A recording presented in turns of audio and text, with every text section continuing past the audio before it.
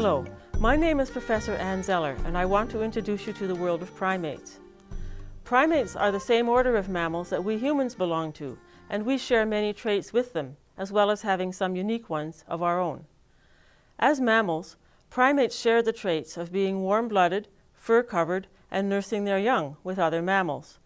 Primates differ from other mammals, such as large ungulates who eat grass with specialized teeth, or have special features like long necks to eat leaves.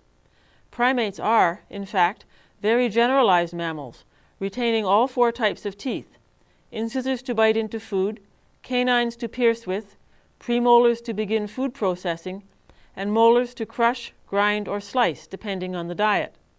These generalized teeth go with a generalized diet. Primates can eat a wide variety of things, such as fruit, leaves, bark, seeds, insects, grasses, roots, tubers, tree gum, meat, and vegetables. Another generalized trait is our retention of 5 digits on the hands and feet. This allows us to do a wide variety of things, such as moving, grasping, climbing, swimming, eating, grooming, and communicating, among other things. Zebras, for example, who have only 1 functional digit on each foot, are specialized runners, while bats' hands are specialized for flight. The retention of the collarbone or clavicle is a trait which is common in primates, but rare in other quadrupeds. Another retention is the two-bone forearm, which allows us to rotate our palm facing up or our palm facing down. With all these features as an underlying basis, primates have another set of traits which have developed from our ancestral forms beginning 55 million years ago. Fortunately, we still have forms living in the world today that are like these early ones, so we can trace the development of these trends by looking at primates that are still alive today. These trends include: 1. Eyes that move from the side of the head to the front, permitting binocular vision. They also become enclosed in bony eye sockets. 2.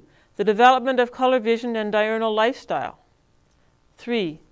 Reduction of the muzzle or snout, which results in a reduced sense of smell. 4. Change from wet nose like a dog to a dry nose, which is part of the reduced importance of the sense of smell. 5. Transition from claws to nails on ends of digits to protect sensitive tactile nerve endings. 6. Development of hands and feet from supportive to grasping hand to opposable thumb and grasping big toe. 7. Development of the hemocorial placenta, which only has 1 layer, so more oxygen gets through to nourish the fetus, particularly the brain. 8. Enlargement of brain in relation to body size. 9. Reduced number of offspring from a litter of 3 or 4 to 1 every 5 years. 10. Increased lifespan and stages of development coupled with intense, long-lasting maternal care. This underlies the development of complex communication skills and development of group-style social life.